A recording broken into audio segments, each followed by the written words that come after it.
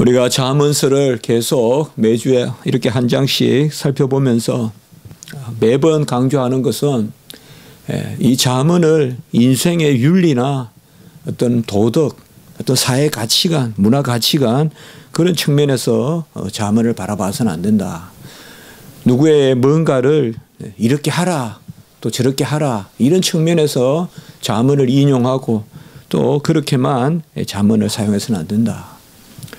구약의 시가서는 우리가 시편이나 잠언, 전도서, 아가서 이러한 구약의 말씀들은 모세 오경 또 그 가운데 읽어야 되고 그래서 율법이나 또 역사서 모세 오경에 이어지는 그런 역사서 가운데 읽어야 되고 또 궁극적으로는 구약을 우리가 신약적 관점에서 읽어야 되기 때문에 지금 오늘 이 말씀도 은혜를 받아서 행하야 그 사람이 의인이고 은혜를 멸시하고 여호와의 낯을 피하고자 하고 여호와를 떠나고자 하는 사람이 악인이고 그래서 항상 이 잠언에서 우리가 잠언을 다 읽고도 자기 의가 남으면 허들건 것이다 이 말이에요. 이렇게 살아라 저렇게 살아라 하는 어떤 우리의 공로만을 잠언을 통해서 본다면 그는 허들는 것이다. 많은 것을 오늘도 말씀하고 있습니다. 어떻게 우리가 살아야 되냐. 그래서 오늘 말씀을 통하여 특별히 한번 우리가 생각해 볼 것은 이 기독교의 가치관이 뭔가. 바로 기독교인은 그리스도의 영, 자녀의 영, 양자의 영, 하나님을 아빠 아버지라 부르는 그 영을 받아서 이제 하나님의 백성이 되었다는 이러한 뚜렷한 자기 정체성이 있습니다. 이제 우리는 우리가 사는 것이 아니요 그리스도가 우리 안에 사신다는 그런 뚜렷한 정체성이 있어요. 같이 친구와 걸어 다녀도 거듭난 그런 성도는 하나님의 자녀라 이러한 정체성이 있습니다. 그 가운데 그러한 정체성이 있는 기독교인으로서의 정체성을 가지고 있는 그러한 성도, 신자가 어떤 가치관을 가져야 되느냐 그것을 우리가 한번 생각해 볼 필요가 있습니다. 세상의 기업은 영리 가치를 추구하죠. 그래서 이 연말에 올 한 해 동안 얼마나 수지 타산이 맞았는가 그것을 지금 가장 많이 연구하겠죠. 그래서 이 한 해에 우리가 수입보다 지출이 많다거나 이러면 또 조정할 것이고 또 얼마나 벌었는가 이건 영리 가치죠. 또 우리가 세상의 고상한 윤리를 이야기하고 도덕을 논하는 그러한 어떤 세상 사람들이 말하는 소위 군자가치, 그 현자가치, 누가 군자냐 누가 현자냐 이렇게 많이 따지는 세상 윤리적 가치관을 이야기한다면 올 한 해 동안 얼마나 내가 잘 살았거니 그런 것을 헤아릴 때는 내 공로를 헤아리게 될 것이고 그리고 내가 무슨 잘못을 했냐 이런 것을 또 많이 이야기하는 사람들은 그저 반성하고 뉘우치고 다시 그렇게 하지 말아야지 하는 결국에는 자기가 자기를 인식시키고 나는 어떤 사람이야 내가 이랬으면 안 되는데 내가 왜 이랬을까 그러니까 이런 것은 세속적인 윤리가치라고 하죠. 이것도 나쁜 것은 아니지만 이것만 가지고는 되지 않는다 이 말이에요. 해마다 연말 연시에 보면 우리가 슬픈 소식들이 좀 있죠. 그리고 꼭 보면 제가 겨울에 보면 인생의 허덕이고 자기 자신의 그런 연약함 이런 것을 발견하고는 스스로 목숨을 끊고 이런 모습들을 연말 연시에 많이 보거든요. 해마다 보면. 이런 것은 어떻게 보면 세상에서 그 사람이 그렇게 나쁘다고는 볼 수 없어요.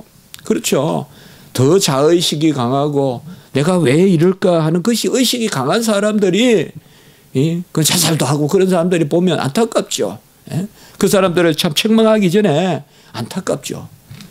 그러나 우리가 한번 생각해 볼 것은 하나님을 모르고 성령을 받지 아니하는 사람은 자기를 살펴보고 소위 성찰하고 자성하면 할수록 길이 없으니까 거기서 끝내는 절망하거나 끝내는 교만하거나 이 둘 중에 하나로 간단 말이죠. 나를 살펴봐서 그래도 이 정도면 잘 살았네 라고 하는 사람은 교만할 것이고 나를 살펴봐서 나는 왜 이럴까 하는 사람은 그죠? 나락 없는 절망에 빠져들어서 어떻게 보면 교만한 사람은 남에게 피해를 끼쳐도 살아는 남지만 절망한 사람은 결국 자기 자신을 포기하고 끝내는 자기 그러한 생명조차 스스로 거두려고 하는 이런 모습들이 연말이나 또 연시나 이럴 때 우리가 많다는 것을 볼 수 있습니다. 우리 기독교인은 무엇으로 사는가? 이것을 우리가 한번 질문을 던져봐야 됩니다. 우리 기독교인들은 무슨 가치가 최고의 가치인가?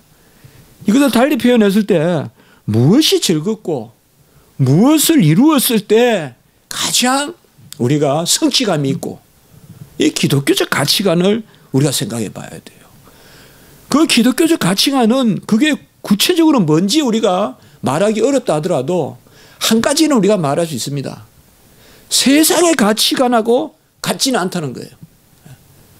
믿지 않는 옆집의 사람들과 믿는 우리 가정의 가족들이 똑같은 가치관을 가지고 살아서는 안 된다 이 말이에요. 믿지 않는 사람들이 기뻐하는 것 그대로 우리도 기뻐하고 믿지 않는 사람들이 슬퍼하는 것 그대로 우리가 슬퍼한다면 그건 우리 한번 생각해 볼 필요가 있다 이 말이에요. 우리가 가계부나 이런 거 쓰면서 연말을 정리하고 또 연초에 새해를 계획하고 할 때 그 문구만 봐도 우리가 알 수 있어야 된다 이 말이에요. 안 믿는 사람이나 믿는 사람이나 똑같다 이 말이에요. 바라는 거 똑같고 원하는 거 똑같고 그저 뭐 좀 더 취하고 좀 더 높아지고 좀 더 편하고 이러면 그게 그냥 잘 사는 것이다. 우리 기독교 가치관은 그렇지 않다는 거죠. 주님이 이 땅에 오셔서 먹는 거 입는 거 그걸 궁극적인 가치관으로 여겨서 너희들이 최고급의 명예를 누리고 최고 맛있는 것을 먹고 최고급의 옷을 입고 있다면 나를 따르는 것이다 라고 말하지 않았다 이 말이에요. 자기를 부인하고 십자가를 지는 사람이 나를 따르는 사람이다. 부자 청년이 우리 주님을 따라오려고 했을 때 바로 그 말씀으로 부자 청년을 사실상 막으신다 이 말이죠. 그래서 오늘 말씀에서도 우리가 이제 한 해를 또 돌아보고 새해가 시작되는 이 시점에서 오늘 말씀에 무엇보다 우리는 이 기독교적 가치관이 뚜렷해야 돼요. 기독교적 가치관은 한마디로 좀 쉽게 말하면 일희일비하는 것이 아니에요. 한 가지가 있어서 기쁘고 한 가지가 없어서 슬픈 일희일비하는 것은 기독교적 가치관이 아니다.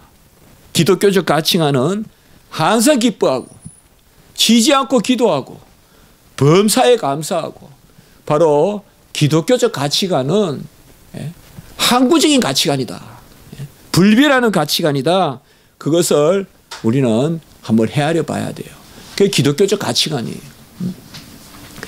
세속적 가치관은 어떤 일로 즐겁고 어떤 일로 슬프다면 기독교적 가치관은 그런 소유에 따라서 기쁘거나 슬픈 것이 아니라 존재를 기뻐하는 나의 나된 것을 기뻐하고 그래서 항상 기뻐하고 쉬지 않고 기도하고 범사에 감사하는 이 항상 쉬지 않고 범사 이 세 가지 단어는요 하나님의 은혜가 아니면 안 돼요. 어찌 우리가 항상 기뻐합니까? 항상이 아니라 하루라도 항상 종일 기뻐할 수 있습니까? 범사에 어떻게 우리가 감사합니까? 이것은 바로 하나님이 우리 자신을 아들을 주셔서 값주고 사셨기 때문에 우리는 무슨 일로 즐거워하거나 무슨 일로 슬퍼하는 것이 아니라 나의 나된 것이 기뻐야 돼요.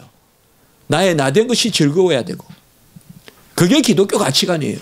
그 기독교 가치관은 존재적인 가치관이다 이 말이에요. 소유적인 가치관이 아니라 소유적인 가치관을 추구하는 것은 그게 다 기복신앙이고 신비주의고 어떤 나의 영적인 그런 카타르시스 이런 것을 추구하고 뭔가 한각적인 그런 영적인 그것을 추구하는 그 신비주의라 이 말이에요. 그 소유예요. 신비주의자들은 철저히 소유를 주장하는 사람들이. 또 내가 무슨 재물을 더 얻으면 그것이 또 즐겁고, 이게 기복신앙이에요. 이걸 철학자들은 뭐라 부르냐 하면 관념론이라고도 하고 유물론이라고도 하는 거예요. 관념론, 유물론을 살짝 바꿔놓으면 그게 바로 기복주의고 신비주의예요. 다 통해요. 이들의 공통점은 뭔가 하면 나의 나된 것을 즐거워하지 못하는 거예요. 여러분, 새해의 소망이 나 자신이 돼야 된다 이 말이에요. 나 새해에는 뭘 할 거야, 새해는 어떻다, 그것보다도 아무 일 없어도 그냥 즐거워야 돼요. 그게 항상 기뻐하라는 거예요. 그게 기독교 가치관이에요.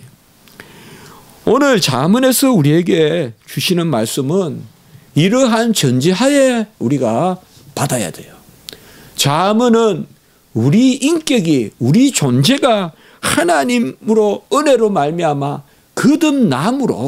거듭난 사람으로서 누리는 거예요. 우리가 전도서에서 헛되고 헛되니 모든 것이 헛되도다라고 전도서에 솔로몬이 노래하는 것은 나의 나된 것이 거듭남이 없이 헛되고 헛되니 헛되다 그러면 허무주의예요. 소유만 놓고 헛되고 헛되다 그러면 그거는 허무주의예요. 허무주의. 허무주의는 아주 무서운 거예요. 여러분들. 최고 무서운 거예요. 니힐리즘. 허무주의. 그러나 나의 나된 것이 하나님의 은혜고 이제는 내가 하나님의 것이고 내 자신이 소망이고 내가 하나님 자녀된 자체가 그냥 기쁘고 뭐 있든 없든 범사에 기쁘고 일체 비결을 배워서 자족함을 배우고 사도 바울이 말씀하셨듯이 사도 바울이 말했듯이 풍부에도 거하고 빈곤에도 거할 줄 알고 이런 사람들로서 세상의 일들을 헛되고 헛되다라고 이야기하는 그게 전도서란 말이에요. 그 진짜 헛돼서 헛된 게 아니라 세상의 것도 가치가 있고 세상의 것도 우리가 하나님을 위해서 우리가 벌기도 하고 또 쓰기도 하고 해야 되지만 그 너머에 내 자신 나를 자녀 삼아 주신 그것이 귀하다고 노래하는 거 그게 전도서란 말이에요. 전도서를 가지고 허무주의를 가르치고 잠언을 가지고 윤리주의를 가르치고 기복주의를 가르치고 그렇게 하면 안 된다 이 말이에요. 그건 우리가 시가서를 잘못 읽는 거다 이 말이에요. 시가서를 읽고 우리가 전도서나 잠언이나 시편이나 이런 말씀을 읽을 때 먼저 기억해야 될 것은 우리가 하나님의 자녀로 거듭난 은혜 그것이 전제돼야 되고 그리고 그 다음에 우리가 전제되는 게 뭐냐 하면 우리는 세상 속에 살지만 세상에 속하여서 사는 것이 아니다. 우리는 세상의 법 가운데 오늘도 차 타고 오고 또 길을 건너고 할 때 세상의 법률, 헌법 가운데 살지만 우리는 하나님의 법이 있다 이 말이에요. 그래서 유대인의 나음이 무엇이냐? 번사의 나음이 많으니 그들에게 유대인의 나음은 바로 율법을 맡았습니다. 하나님의 말씀을 맡았습니다. 우리가 로마서 3장 1절에 그렇게 말하는 거죠. 그래서 바로 구약에서 우리가 배우는 건 그거예요. 하나님의 자녀로서 거듭났어요. 아브라함도 이삭도 야곱도 아브라함의 씨에게서 난 자라야 하나님의 자녀인데 그 바로 하나님이 사셨어요. 우리가 히브리서 11장에도 잘 나오지만 하나님이 바로 부르시고 아브라함을 부르시지 그 자녀된 자들로서 그들이 무슨 복을 누리느냐. 그게 바로 기독교 가치관이 돼야 되는데 그것이 바로 하나님의 말씀이다 이 말이에요. 하나님의 자녀로서 누리는 복은 하나님의 말씀이다 이 말이에요. 하나님의 자녀이기 때문에 하나님의 말씀대로 살아가는 것이 복이다 이 말이에요. 그걸 구약에서는 특별히 율법이라고 주신 것이라 이 말이에요. 그래서 구약의 율법을 주신 것이 바로 하나님의 자녀들이 복이에요. 아무것도 하늘나라 가져가지 못해요. 하나님의 말씀대로 행한 것만 가지고 가요. 우리의 옷도 집도 못 가지고 가요. 우리가 아무것도 가져가지 못해요. 그러나 가져가는 게 있어요. 이 생, 금생의 삶을 살 때 하나님의 말씀대로 우리가 살았을 때 그때 바로 가져가는 거예요. 그렇기 때문에 자문이 우리에게 알려주는 말씀은 하나님의 은혜로 거듭난 자녀가 하나님의 말씀대로 살아가는 길을 알려주신다 이 말이에요. 그것이 바로 율법이다 이 말이에요. 율법이 하나님의 은혜 받은 자녀로서. 그래서 율법은 430년 전에 아브라함의 언약을 폐지하지 못한다 이 말이에요. 갈라디아 3장 16절에 아브라함의 그 은혜의 언약 가운데서, 이게 은혜의 언약이 뭐예요? 자녀 삼아 주시고 무조건 복을 주신 그 자녀에게 이제 그 자녀가 누리는 복됨이 있을 거예요. 자녀라고만 해놓고 쫄쫄 굶겨서야 되겠어요. 자녀는 자녀다운 품위가 있고 자녀는 자녀다운 그러한 양식이 있고 복락이 있어야 되잖아요. 그게 바로 말씀이다 이 말이에요. 그게 우리 개혁신학이고 그게 바로 말씀 중심 신학이다 이 말. 말씀 중심 신앙이고 말이죠. 말씀을 우리가 받았어. 오늘 말씀을 우리가 그렇게 이야기해야 돼요. 바로 누가 지혜로운 자인가? 자문의 주제는 오늘 4절에 보시면 바로 율법을 지키는 자다. 4절에 보시면 율법을 지키는 자. 율법을 버린 자는 악인이고 율법을 지키는 자는 악인을 대적하고 의인이다 이 말이에요. 율법을 지키는 자가 바로 지혜로운 자다. 4절에 보면 율법을 버린 자는 악인을 칭찬하나, 이 말은 율법을 떠나면, 율법을 우리가 잘 생각하셔야 된단 말이에요. 하나님의 자녀로서 복을 주시고 그 복에 걸맞은 하나님의 삶의, 하나님의 자녀로서의 거룩한 삶의 양식이라 이 말이에요. 거지가 한강에 빠져서 떠내려가는데 건져주셨다 이 말이에요. 근데 건져주고는 그냥 한강변에 놔두고 가지 않으신다 이 말이에요. 하나님은 이제는 건져낸 거지를 자기 집에 들이신다 이 말이에요. 그러면 옛날 거지가 살았던 그 질서대로 살아서 되겠냐 이 말이에요. 새로운 그 집의 질서대로 살게 해야죠. 홍해를 건져주셨다 이 말이에요. 이스라엘 백성을 홍해에서 건져주셨다 이 말이에요. 모세란 말이 건져주다는 뜻이잖아요. 홍해에서 건져주셨다 이 말이에요. 건져주시고는 뭐예요? 홍해를 건너고 시내산에 율법을 주시잖아요. 그거 생각하셔야 된다 이 말이에요. 아, 율법 거 왜 주셨습니까? 그 말은 아이고 그냥 거지같이 그냥 살게 놔두지. 먹을 것도 없고 말이죠. 부모도 없고 우리가 다 고아 같다 그랬잖아요. 외인이라 그랬어요. 나그네라 그랬어요. 세상에 발붙일 것도 없어요. 우리는 세상에 외인이요 나그네로 살아서 떠내려가는, 한강에 떠내려가는 우리를 건져주셨다 이 말이에요. 하나님이. 그리고는 뭐예요? 그냥 놔두고 가시깁니까? 여러분 그렇게 기도하는 사람이 있겠어요?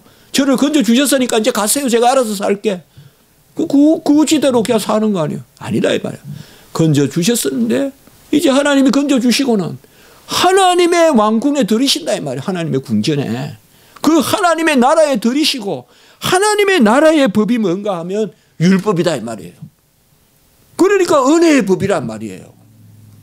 율법을 오해하시면 안 된다 이 말이에요. 은혜의 법이다 이 말이에요. 이게 우리의 신앙이란 말이에요. 우리의 신학이고 우리가 서 있는 자리라 이 말이에요. 우리의 언약 신학이다 이 말이에요. 그게. 그래서 그 은혜 가운데 율법을 주셨다 이 말이에요. 그래서 그 법을 멀리하는 사람은 하나님의 은혜를 멀리하는 거예요. 법을 멀리하는 것은 법만 멀리하는 것이 아니라 하나님의 은혜를 멀리하는 것이요. 하나님의 말씀을 피하고 아담이 나무 뒤로 숨는 것은 하나님의 은혜를 피해가지고 도망치는 거죠. 그래서 율법을 버린 자는 악인의 경향이에요. 악인을 쫓아가고 율법을 지키는 자는 악인을 대적한다. 우리가 전에도 말씀드렸지만은 시편이든 자문이든 공통점이 있어요. 의인은 뭐냐? 하나님 품 안에 있는 사람이에요. 울타리 안에서 목자하고 있는 양이 의인이에요. 시편에. 바로 목자가 인도하는 대로 양이, 목자가 막대기로 지팡이로 모으는 대로 가는 게 의인이에요. 그게 하나님 말씀이고 말이죠. 칼빈이 이야기했듯이 여호와의 말씀의 울타리 안에 즐겁게 머물자. 그렇게 이야기했단 말이에요, 칼빈이. 그게 의인이에요. 시편에서 말하는 의인은. 악인은 뭐냐? 울타리를 벗어나는 거예요. 양이 울타리를 벗어나면 그건 죄고 사망이에요. 그게 죄고 사망이란 말이에요. 그게 악인은 뭐예요? 겨와 같다 이 말이에요. 그 시편 1편에 나오는 이야기예요. 똑같아 이 말이에요. 그래서 오늘 말씀에서도 율법을 지키는데 착각하면 안 되는 게 율법을 지킨다 그러니까 내 공로가 아니에요. 은혜 받은 백성이 은혜로 지키는 거예요. 그래서 율법을 지키는 것, 그래서 상급 받는 것도 은혜라 이 말이에요. 그래서 모든 것이 은혜예요. 전적 은혜예요. 내가 살아난 것도 은혜고 살아가는 것도 은혜고 살아남도 살아감도 다 은혜라 이 말이에요. 칭의도 성화도 다 은혜다 이 말이죠. 그래서 그 율법을 지키는 자, 성경은 결코 선악이 공존할 수 없습니다. 바알이면 바알, 하나님이면 하나님. 성경은 이것이냐 저것이냐를 결정해야 되는 성도의 삶을 이야기하는 겁니다. 거룩하고 신령하고 의롭다고 말했어요. 로마서 7장 12절과 14절에는 율법은 거룩하고 의롭고 선하고 신령하다.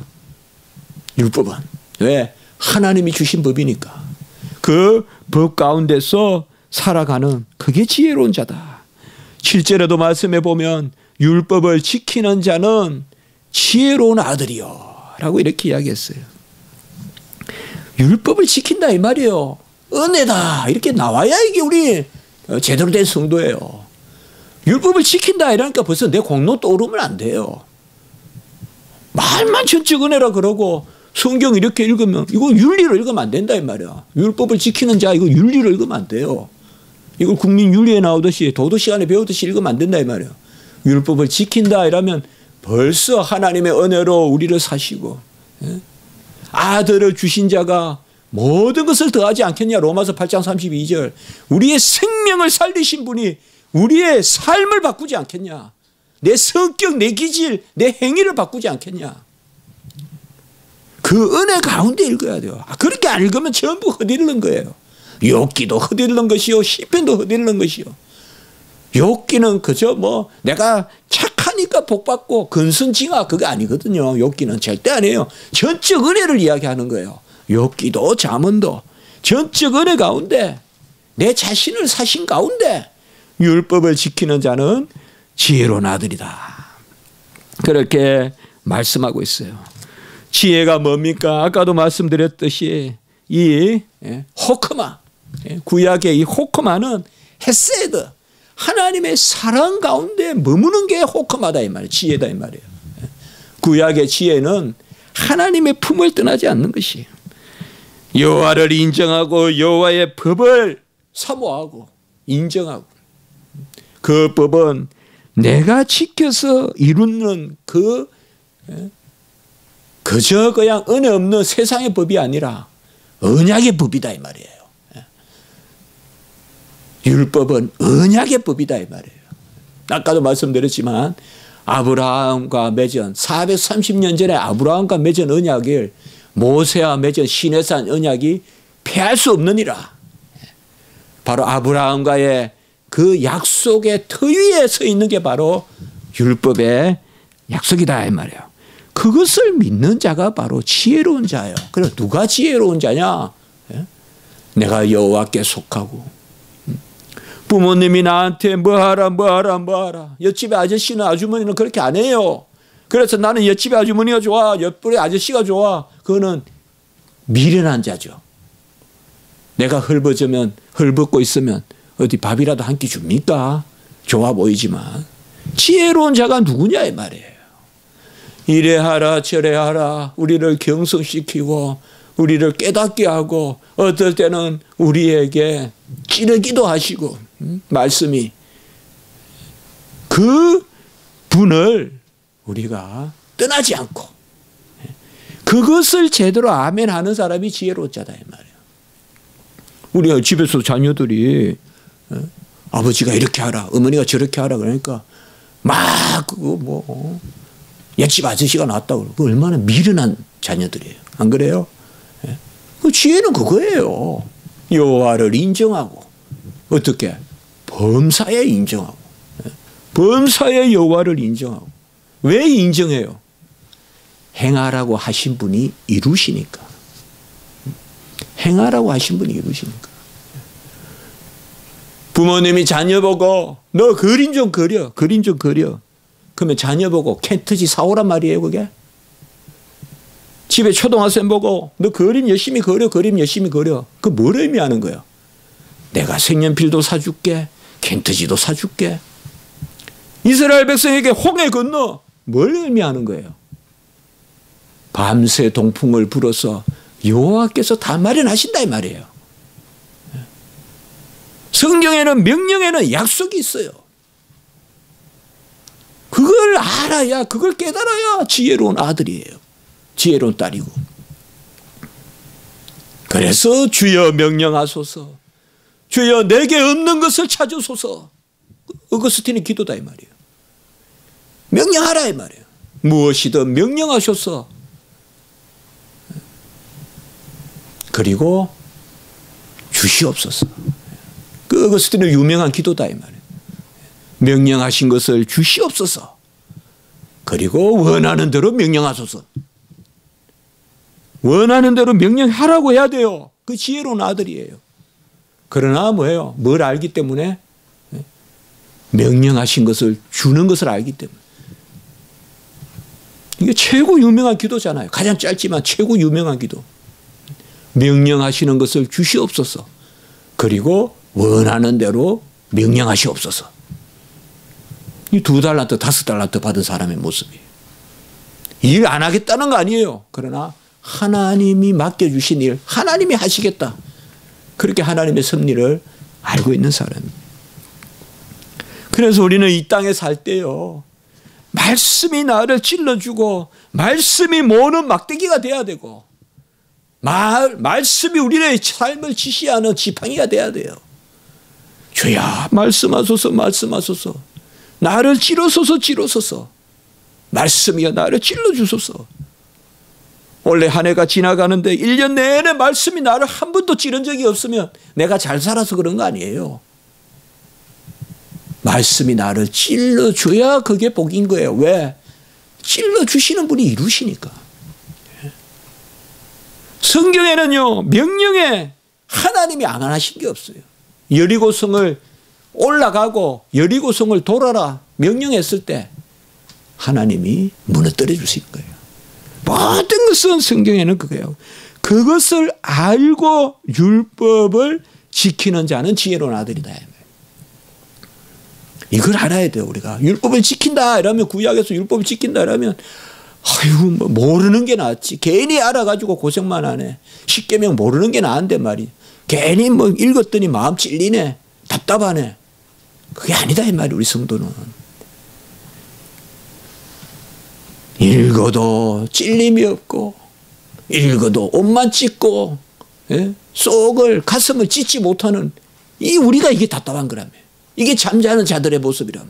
경성하여 깨어나는 것은 뭐냐 하면 여호와 하나님이 우리를 깨닫게 하시고 찔러주시고 그걸 우리가 기도해야 돼요. 그게 없다면 우리가 정말 기도해야 돼요. 아무 말씀에 찔림도 없고 그저 가는 것 그거 아니죠. 그래서 율법을 지키는 자는 지혜로운 자들이다. 율법을 지키는 자를 어떻게 표현했을까요? 5절의 말씀에 보면 여호와를 찾는 자다. 여호와를 찾는 자는 모든 것을 깨닫느니라. 율법을 지키는 제1의 길은 여호와를 찾는 거예요. 여호와 하나님을 찾는 것이에요.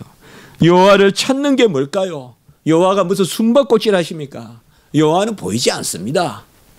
여호와를 찾는 것은 9절의 말씀에 보면 말씀을 통하여 기도하는 거예요. 말씀을 붙들고 기도하는 거예요. 9절 한번 읽어봅니다. 같이 시작.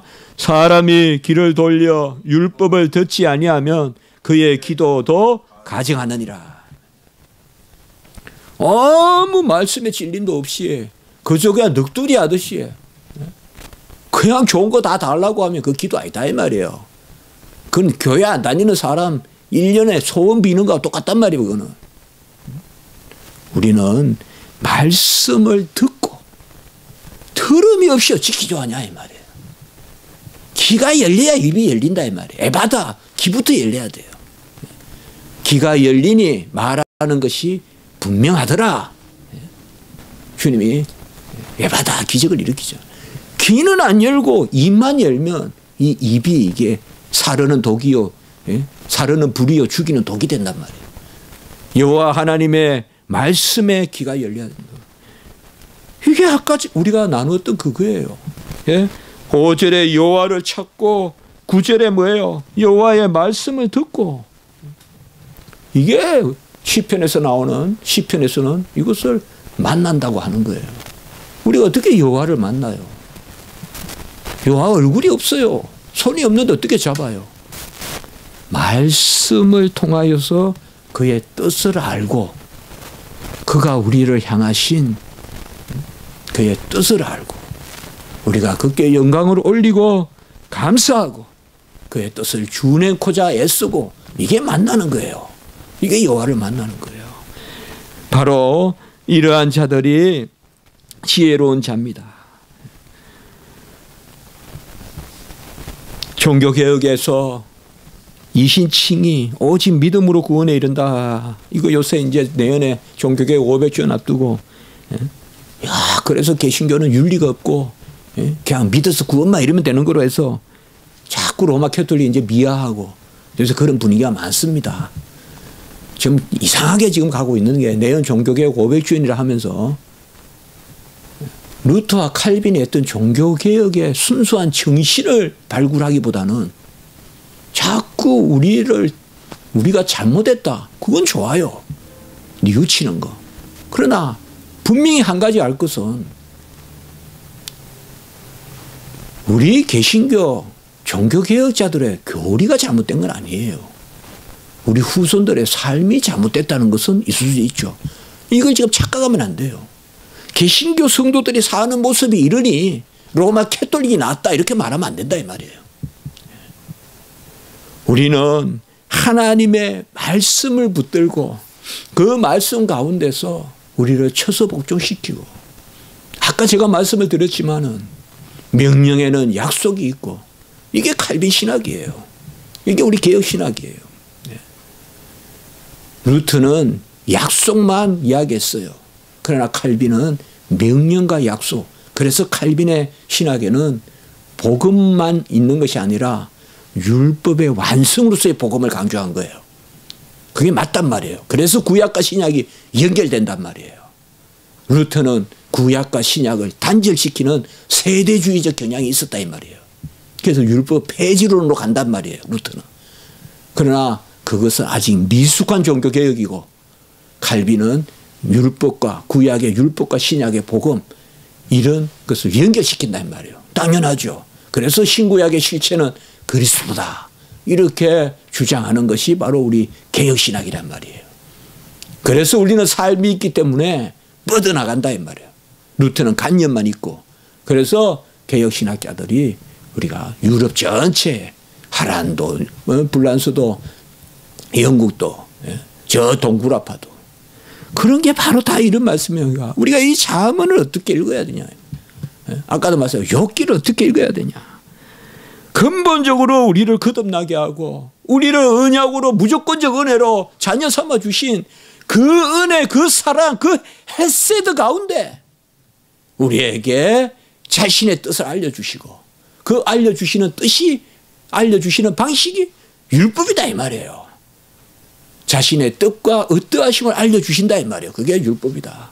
그 율법을 지킨다는 것은 은혜다 이 말이에요. 이걸 알아야 돼요. 우리 성도님들이. 율법을 지키는 게 이미 은혜예요. 율법대로 사는 게 은혜고 하나님의 말씀대로. 벌써 명령이 나에게 떨어지면 할렐루야 은혜하면서 하나님 앞에 감사해야 돼요. 일시 쓰라림이 있어도 우리가 회개 기도할 때 일시 쓰라린 눈물이 있지만 기쁨의 눈물이 되잖아요. 다 그런 경험하잖아요. 예? 회개할 때 보면 쓰라리지만은 금방 그게 기쁨, 쓰라림과 기쁨이 함께 있잖아요. 그게 바로 여호와 하나님의 은혜거든요. 우리의 더러운 거, 못난 거, 허물, 그것을 찔러 주시면서 동시에 은혜로 회복시켜 주시고 끝내는 그 말씀의 약속대로 우리가 살게 하신 이 율법을 지키는 자를 오늘 몇 군데 말씀하는데 잠깐만 더 보면 6절에 보면 성실히 행하는 자다 이렇게 이야기하고 있습니다. 우리가 6절에 보시면 가난하여도 성실히 행하는 자. 그 다음에 10절에 보세요. 성실한 자는 복을 받느니라. 성실이 뭘까요? 이걸 하나님께 쓰면 신실이에요. 사실 우리가 신실하단 말은 하나님께만 쓸 수 있는 단어예요. 왜? 디모데후서 2장 13절에 보면 우리는 미쁨이 없다 그랬어요. 미쁨이 신실함이거든요. 그래서 신실하다 말은 가급적이면 하나님께만 써야 돼요. 우리는 성실하다 정도 쓰면 좋아요. 성실하다는 것이 뭔가 하면 구약에서 보면 마음과 뜻과 정성과 힘과 생명을 다하여 여호와 하나님을 사랑하는 거예요. 예? 그래서 가난해도 마음과 뜻과 정성을 다하여 둘의 돈을 들인 과부와 같이 사는 자가 낫다 이 말이에요. 6절에. 예? 성실하게 행한다는 말은 그거예요. 무슨 기술이 뛰어나고 이런 게 아니라 구약에서 성실은 뭐냐 하면 마음과 뜻과 정성과 생명과 목숨과 힘을 다하여 너의 하나님을 사랑하라. 신명기 6장에 특별히 많이 이 말씀이 나오잖아요. 그것이 바로 성실하는 거예요. 가난하면서도 성실히 행하는 게 좋다 이 말이에요. 뭐 자녀들 공부 좀 못해도 어때요 여러분들? 아 정말 그렇지 않아요 여러분들? 요새 안 굶어 죽어요. 요새 죄 때문에 죽어요. 제가 보면 죄 때문에 마약하고 죄 때문에 죄 짓고 말이죠. 돈 없어 죽는 사람 없어요 요새 잘. 제가 미국 유학 가가지고 딱 결론이 몇 년 살아보니까 선진국은 착하면 사는 나라가 선진국이에요. 착하기만 하면 살아요 선진국은. 후진국은 뭐냐? 착하면 굶어 죽어요. 하도 썩어가지고. 우리나라도요. 아무리 뭐 요새 정말 뭐 이 나라 정말 말이 아니지만은 그래도 우리나라도 보면 정직한 자가 제가 신학교 조교를 하나 써도 정직한 사람 써요. 정직하면 살아남아요. 성실하면 돼요. 여호와 하나님도 성실하게 하는 그게 바로 유대인이에요. 유대인의 교육은 다른 거 없어요. 마음과 뜻과 정성과 목숨과 힘을 다하여 여호와 너의 하나님을 사랑하라. 이게 토라 교육이에요. 그게 성실이에요. 우리는 뭐 하나님 몰라도 열심히 공부해서 점수도 더 잘 나오면서 성실이다. 그것도 한 단면은 되지만 궁극적인 성실은 못 돼요. 그거는. 우리 인생에서 가장 아름다운 열심, 우리에게 가장 가치 있는 땀은 뭔가 하면 여호와를 사랑하는 거예요. 여호와를 사랑하는 거예요. 그것이 바로 오늘 말씀에서 성실이에요. 그래서 성실히 행하는 자는 아까 말씀과 같이 복을 받고 10절에 보면 성실한 자는 복을 받고 그리고 18절에 보면 성실히 행하는 자는 구원을 받고 이러면 복이나 구원이나 이게 다 언약적인 개념이에요. 생명을 얻고 복을 받고 그리고 또 하나 단어가 충성된 자다. 19절에 보면 충성된 자는 복이 많아도 이것도 말씀하고 있습니다. 충성된 자와 성실된 자는 직접적으로 관계 안 된다고도 볼 수 있는데 충성된 자는 말은 좀 더 종의 자리에서 쓰는 단어예요. 그래서 종이 주인께 충성하듯이 아까 성실한 자는 좀 더 자녀답게 사는 거예요. 그러니까 자녀이면서 종이잖아요. 우리가. 나쁜 의미가 아니죠.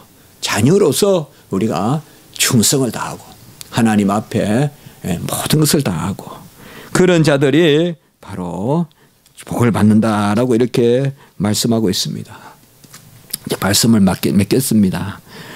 우리는 무엇보다도 하나님을 믿어야 돼요. 우리의 마음을 헤아려서 우리가 우리 자신을 판단해서는 안 됩니다. 그래서 정말 의인이 누구냐? 여호와 앞에 나를 데려가야 돼요. 내 자신을 기도함으로. 우리 교회는 자주 그렇게 이야기하잖아요. 하루라도 은밀히 기도하지 않는 날이 없도록 하자. 아무리 우리가 바빠도 기도하는 날이 하루라도 없지 않도록 하자. 가장 우리가 이 시대에 잘 생각해야 될 것은 하나님이 나를 바라보시는 눈, 하나님이 나에게 명령하시는 그 명령, 그것을 듣기에 힘써야 돼요. 그게 평강이 돼야 돼요. 오늘 26절 한번 읽고 마치겠습니다. 26절 한번 읽어봅시다. 같이 합니다. 시작. 자기의 마음을 믿는 자는 미련한 자요, 지혜롭게 행하는 자는 구원을 얻을 자니라. 예. 너무 요새 똑똑해요. 다 헤아려요. A부터 Z까지 내가 다 헤아려요. 이건 되고 저건 안 되고 막. 여호와 하나님이 들어올 공간이 없어요. 우리 성도님들도 그렇게 살면 안 돼요. 우리는 공간을 많이 열어놔야 돼요. 바리새인과 서기관들은 꽉 닫혔어요. 자기의에. 오히려 그라사의 강인이 나아요. 열어놓고 있는 거예요. 그것이 바로 지혜로운 거예요. 혼날 생각도 좀 하고 살아야죠. 그게 자녀 아니에요? 그렇죠. 아저씨 아주머니를 하숙집에, 제가 대학교 때 하숙 하듯이 살면 혼날 준비를 할 필요가 없어요. 그러나 자녀들은 부모한테 혼날 생각을 하고 사는 게 그게 샬롬 아니에요. 부모가 자녀에게 혼을 낸다고 평강이 없다 할 수 있어요? 오히려 부모가 자녀를 혼내는 게 없으면 그게 평강이 아니죠. 에레미야 시대 때의 거지 평강이죠. 네. 그래서 우리는 신앙생활 하면서 자꾸 여호와 앞에 내 마음을 흡족하게 해서 만족시키려 하지 말고 여호와 하나님의 뜻을 쫓아서 여호와가 기쁘시면 나도 기쁘고 여호와가 즐거워하시면 내가 즐거워하고 여호와께 영광되는 것이 나에게 유익이도다. 이걸 딱 고백하고 살아야죠. 여호와의 영광을 가리는 것으로 내가 즐거운 일은 없다. 딱 이렇게 그냥 명제를 가지고 살아야죠. 무조건 여호와께 영광되는 그 일이 나에게 즐거운 일이다. 맞잖아요. 여호와에게 영광이 되지 않는 일로 즐거운 일 없습니다. 그걸 성경은 육체에 속한 일이라고 합니다. 육체에 속한 일은 우리를 즐겁게 하지 못합니다. 오늘 말씀을 통해서 우리가 이것을 한번 기억했으면 좋겠습니다. 기도드리겠습니다. 거룩하고 자비로우신 하나님 아버지, 오늘 귀한 자문의 말씀을 통하여서 우리가 진정 지혜로운 자가 어떤 사람인지 다시 돌아봤습니다. 언약 가운데 저희들에게 율법 주셔서 여호와의 어떠하신가 뜻을 알게 하여 주시고 또 그 뜻을 알려주시면 명령만 하시는 것이 아니라 약속을 주시고 끝내 친히 이루시는, 그래야 우리가 은혜 가운데 상급을 받게 하시는 그 말씀을 저희들이 보게 하시니 감사합니다. 하나님이시여, 우리가 우리 자신을 우리 마음으로 헤아려서 교만하거나 좌절하거나 이 두 가지에 빠지지 말게 하시고 오직 전적으로 하나님의 은혜에 의지하여 항상 기쁘고 쉬지 않고 기도하고 범사에 감사하는 저희들의 삶이 될 수 있도록 인도하여 주시옵소서. 우리는 계속 기도합니다. 아버지여, 이 한 해 동안 우리가 아버지의 후반기에 우리 김은진 전도사 하나님 큰 뜻이 있어 중한 병을 주셨지만은 하나님께서 낫게 하시고 오늘 말씀과 같이 1억 1견 그것이 어렵고 힘들어 보이지만 홍해를 건널 수 없어 보이고 여리고를 무너뜨려 없어 보이지만은 하나님이 명령하시면 약속이 있는 줄 믿습니다. 우리 종에게 주신 고난이 하나님의 약속 가운데 있는 고난이 될 줄 믿습니다. 회복시켜 주시고 온전케 아버지여 병상을 털고 일어날 수 있도록 인도하여 주시옵소서. 구주 예수 그리스도 이름으로 감사하며 기도드리옵나이다. 아멘.